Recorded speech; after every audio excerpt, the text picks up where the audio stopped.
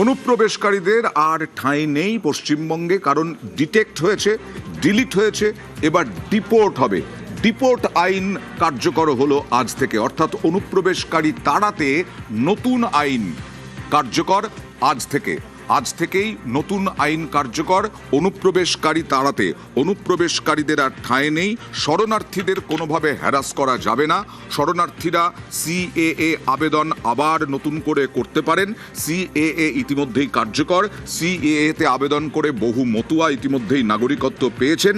এবার ডিপোর্ট আইন, এই ডিপোর্ট আইন হচ্ছে বাংলাদেশে পাঠিয়ে দেওয়া হবে অনুপ্রবেশকারীদের। সিএর অন্তর্ভুক্ত যারা 31/12/2024 পর্যন্ত এসেছেন তাদেরকে কোনো পুলিশ কোথাও হ্যারাসমেন্ট ডিটেন্ট করতে পারবে না। সিএ এর আওতায় যারা নেই তারা হলেন কমপ্লিটলি অবৈধ অনুপ্রবেশকারী ইনফিল্ট্রেটার্স। তাদেরকে সরাসরি রাজ্য পুলিশ গ্রেপ্তার করবে এবং ডিটেন্ট করবে এবং হ্যান্ডওভার করবে বিএসএফ এর হাতে, এবং বিএসএফ বিডিআর এর সঙ্গে কথা বলে তাদেরকে ডিপোর্ট করার ব্যবস্থা করবে, অর্থাৎ ডিটেক্ট, ডিলিট, এবারে ডিপোর্ট। এই আইন আজ থেকে কার্যকর হলো। সরকারকে তোপ দাগলেন আজকে মুখ্যমন্ত্রী শুভেন্দু অধিকারী। তোষণের রাজনীতির জন্য এতদিন পর্যন্ত এই আইন চালু হয়নি, প্লাস জমি হস্তান্তর হয়নি। এই নিয়ে তৃণমূল সরকারকে তোপ দাগলেন মুখ্যমন্ত্রী শুভেন্দু অধিকারী।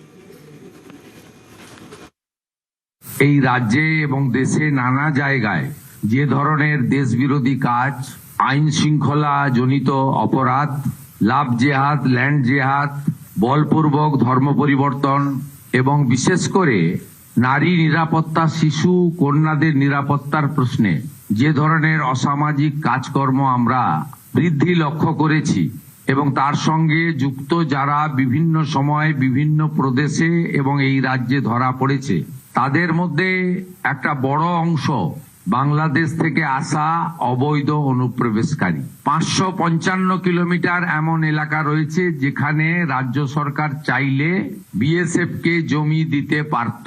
বিগত রাজ্য সরকার রাজনৈতিক কারণে, ভোট ব্যাংকের জন্য এবং তাদের যে হাই অ্যাপিজমেন্ট, তুষ্টিকরণ, তোষণের এজেন্ডা ছিল, সেই কারণে তারা হয়তো দেয়নি। স্বরাষ্ট্রমন্ত্রী 2016 রাজনাথ সিংজি পার্সোনাল ডিও লিখেছিলেন দিদেন চিফ মিনিস্টারকে। পূর্বাঞ্চলের যে কোঅর্ডিনেশন মিটিং এই নবান্নতে হয়েছিল, যেখানে কেন্দ্রের বর্তমান স্বরাষ্ট্র এবং সমবায় মন্ত্রী অমিত শাহজি নিজে উপস্থিত থেকে তদানীন্তন মাননীয় মুখ্যমন্ত্রীকে পার্সোনাল অনুরোধ করেছিলেন। গোবিন্দ মোহনজি ভারত সরকারের স্বরাষ্ট্র সচিব, তিনি গত 1.5 বছরে তদানীন্তন মুখ্য সচিব এবং আধিকারিকদের সঙ্গে অন্তত 5 থেকে 6টি মিটিং করেছেন, নিটফল শূন্য।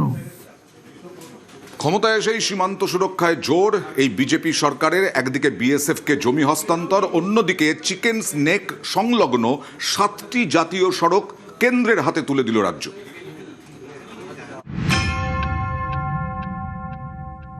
আমি শুভেন্দু অধিকারী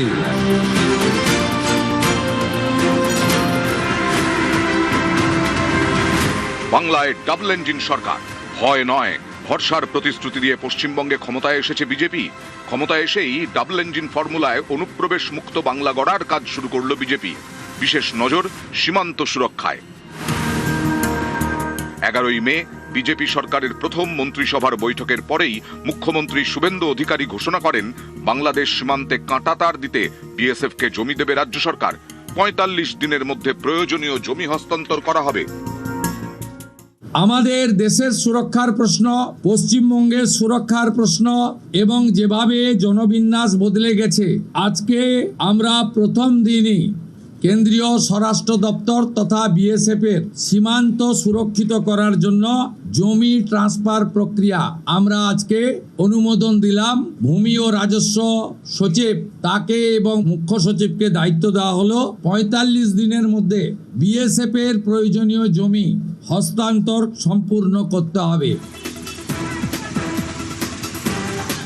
এরপরেই দ্বিতীয় পদক্ষেপ, উত্তরবঙ্গের শিলিগুড়ি করিডোর বা চিকেন স্নেককে কেন্দ্র করে থাকা 7টি জাতীয় সড়কের দায়িত্ব কেন্দ্রের হাতে তুলে দিল রাজ্য সরকার।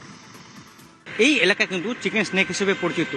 জাতীয় নিরাপত্তার কথা মাথায় রেখে উত্তরবঙ্গের একাধিক জাতীয় সড়ক তা তুলে দেওয়া হয়েছে এনএচআই কর্তৃপক্ষের হাতে।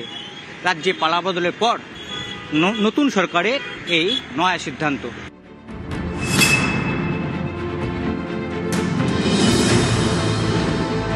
জাতীয় সড়ক 312, জাতীয় সড়ক 31, জাতীয় সড়ক 33, 10, জাতীয় সড়ক 317A, 717, জাতীয় সড়ক 110। এতদিন এই 7 জাতীয় সড়কের পরিকাঠামো উন্নয়ন এবং রক্ষণাবেক্ষণের দায়িত্ব ছিল রাজ্য সরকারের পূর্ত দফতরের। সেই দায়িত্ব গেল কেন্দ্রের হাতে।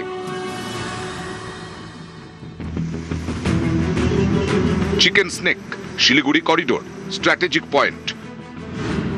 উত্তর দিনাজপুরের চোপড়া থেকে বাংলাদেশ ঘেঁষা জলপাইগুড়ির ফুলবাড়ি পর্যন্ত চিকেন স্নেক, প্রায় 22 কিলোমিটার দীর্ঘ রাস্তা। ভৌগোলিক অবস্থান এবং জাতীয় নিরাপত্তার দিক থেকে অত্যন্ত গুরুত্বপূর্ণ।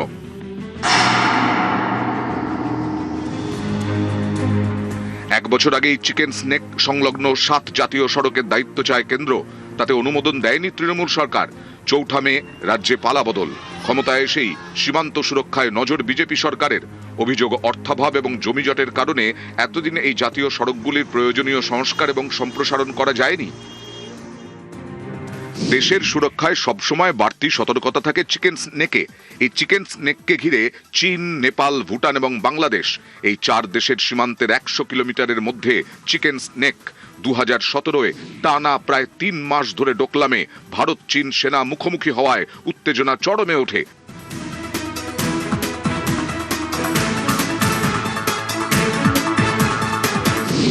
সেই ডোকলাম থেকে মাত্র 82 কিলোমিটার দূরে চিকেন স্নেক। উত্তর পূর্ব ভারতের সঙ্গে ভারতের বাকি ভূখণ্ডের যোগাযোগের একমাত্র পথ এই চিকেন স্নেক। তাই ভারতের শত্রুদের নজর এই 22 কিলোমিটার এলাকার দিকে। উত্তরবঙ্গে কাঁটাতারহীন সীমান্ত ও নিরাপত্তার ক্ষেত্রে বড় সমস্যা। কোচবিহারে 100 কিলোমিটার সীমান্তে কাঁটাতার নেই। উত্তর দিনাজপুরে 220 কিলোমিটার সীমান্ত, এর মধ্যে 500 মিটার অংশে কাঁটাতার নেই। দক্ষিণ দিনাজপুরে 252 কিলোমিটার সীমান্ত, এখানে 20 থেকে 22 কিলোমিটার কাঁটাতার নেই। মালদায় 172 কিলোমিটার সীমান্ত, এর মধ্যে 27 কিলোমিটার কাঁটাতার নেই। এই সমস্যা মেটাতেই শিলিগুড়ি করিডোর অঞ্চলে জাতীয় সড়ক সহ 120 একর জমি কেন্দ্রকে হস্তান্তরের সিদ্ধান্ত রাজ্য সরকারের। চিকেন স্নেকে ইতিমধ্যেই ভূগর্ভস্থ রেলপথ তৈরির ঘোষণা করেছে কেন্দ্র। শিলিগুড়ির বাগডোগরা থেকে অসমের 3 মাইল হাট পর্যন্ত তৈরি হবে রেলপথ।